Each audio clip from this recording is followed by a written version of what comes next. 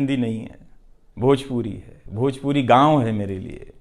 हिंदी मेरे लिए भाषा का वो शहर है, पहला शहर जहां मैं गांव से शहर आया था। लेकिन मुझे भारत के हर राज्य के दर्शकों से प्यार मिला है। हिंदी प्रदेशों की कुंठित राजनीति ने हिंदी को हथियार बना दिया। इससे हुआ कुछ नहीं, हिंदी को लेकर कुंठाएं ही बढ़ती चली गईं, किसी का भला नहीं हुआ। मैं उन सभी गैर हिंदी भाषी पत्रकारों, सामाजिक कार्यकर्ताओं, विद्वानों का शुक्रिया अदा करना चाहता हूं, जिन्होंने मेरी हिंदी को समृद्ध किया, जिन्होंने मेरे लिखे हुए का अपनी भाषा में अनुवाद किया और अपनी भाषा में लिखी हुई जानकारियों का मेरे लिए अनुवाद कर दिया मुफ्त में। कई बार लगता था कि अलग अलग डिब्बे जुड़ते जा रहे हैं और रेल बनती जा रही है।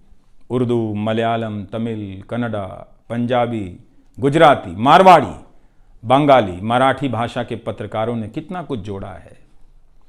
यह बात कहीं हिंदी बनाम अंग्रेजी की तरफ ना मुड़ जाए, इसलिए कहना जरूरी है कि अंग्रेजी भाषा में लिखने वाले विद्वानों और पत्रकारों ने मेरी खुलकर मदद की है, मेरे साथ बराबरी का व्यवहार किया। जो नहीं कर सके, ऐसे हैं, उनका क्या हिसाब करना, उनका क्या रोना, मगर जो बराबरी के साथ पेश आते रहे, उनका आभार व्यक्त करना चाहिए। उन सभी ने अपना श्रेष्ठ मुझसे साझा किया, किताबें दी, अवसर बताए, मेरे लेख का अनुवाद तक कर दिया, ज्यादा लोगों तक पहुंचा दिया। मेरे जीवन में इतिहास के मेरे शिक्षकों का बहुत योगदान है। मेरे शिक्षक मेरी जान है। मैं चाहता हूं कि आप मेरे जरिए मेरे पीछे खड़े अनगिनत लोगों के बारे में जानें, उन्हें भी देखें। और दोस्तों को कौन भूल सकता है, बहुत अच्छे अच्छे दोस्त मिले, कम मिले लेकिन मिले। आप जनता के बीच जाने के तमाम अवसर मेरे लिए बहुत खास हैं। तमाम आंदोलनों को कवर करने गया, आपके बीच जाते ही जो चीज़ खास नज़र आती थी वो है एक पत्रकार के प्रति आपका विश्वास, आपकी समझ। आप लोगों से मैं घिर जाता था। आपके भीतर कितना कुछ बहने लग जाता था, जिसे एक राज्य को सुनना चाहिए, जिसे सुनाने के लिए पत्रकार से अच्छा कोई जरिया नहीं। मुझे आपके बीच आकर हमेशा लगा कि आप सरकार को कैसे देखते हैं, और मैं उस नजर से सरकार को देखने लगा। इसी का भरोसा है कि आपकी सक्रियता में ही भारत का लोकतंत्र धड़कता है। शाहीन बाग और किसान आंदोलन की जिद में मुझे सूरज की रोशनी दिखाई देती है। आपको जनता बनते हुए देखा है। मेरा विश्वास गहरा होता चला है कि तंत्र भले खत्म हो जाए, लेकिन जनता के बीच जन बचा हुआ है। एक दिन यही जन आज से बेहतर तंत्र बना लेगा। आज कुछ लोगों को यकीन हो गया है कि सारा तंत्र उनके कब्जे में है। अब जन का कोई मोल नहीं। मीडिया को खत्म कर विपक्ष और जनता को खत्म किया जा चुका है। ऐसा सही भी है, मगर यही शाश्वत नहीं है। एक ना एक दिन जब लोग अपनी नफरतों से जर्जर हो जाएंगे, उनकी नफरतें उनके शरीर से दरकने लग जाएंगी, तब उन्हें किसी नई जमीन की तलाश होगी, किसी पत्रकार की याद आएगी। नफरत की गुलामी से बाहर आने का रास्ता आप ही बनाएंगे, आपको ही बनाना है। एनडीटीवी में मैंने लिखना, बोलना सीखा, दिखना सीखा, अच्छे कपड़े पहनना सीखा, टाई पहननी सीखी। बस केवल डांस नहीं आया, क्योंकि काम से वक्त ही नहीं मिला। आप सीख लीजिएगा। आज के दिन मैं अपनी महिला सहयोगियों को खास तौर से याद करना चाहता हूँ।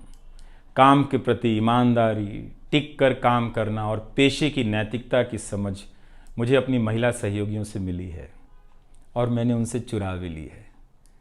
उनसे मेरी सामाजिक और नैतिक समझ बहुत बेहतर हुई।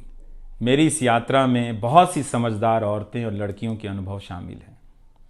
मेरी जीवन साथी का भी, मेरी बेटियों का भी, मेरे सास ससुर ने बहुत साथ दिया ताकि मैं बाहर जाकर रिपोर्ट कर सकूं। मेरी माँ, मेरी भाभी, मेरे परिवार के सदस्यों ने भी ठठेरे की तरह सब ने पीट पीट कर पीतल से बर्तन बना दिया।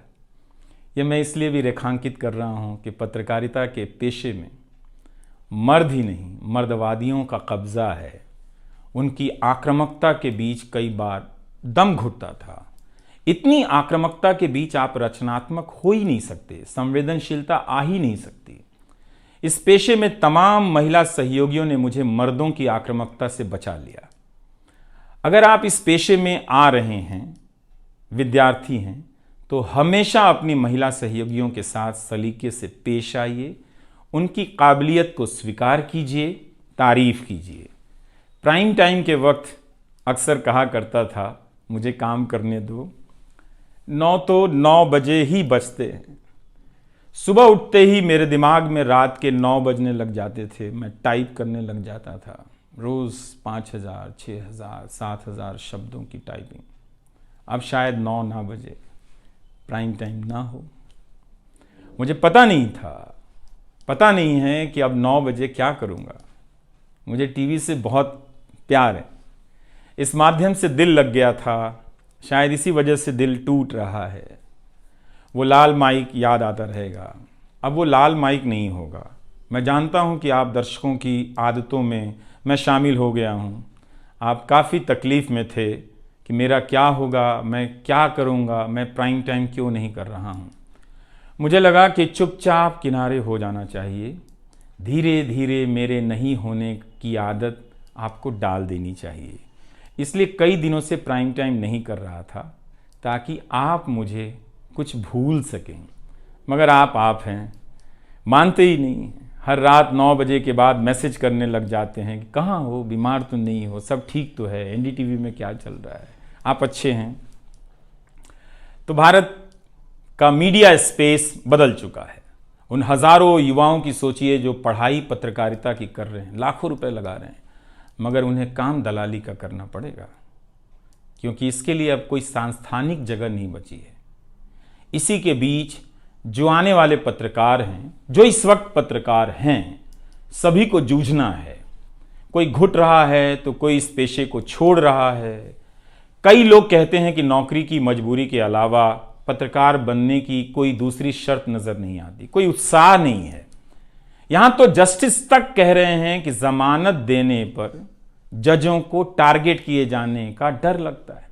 जब जज को ही डर लगता है, तब फिर इस दौर में यह बोलना भी गुनाह है कि मुझे डर नहीं लगता है।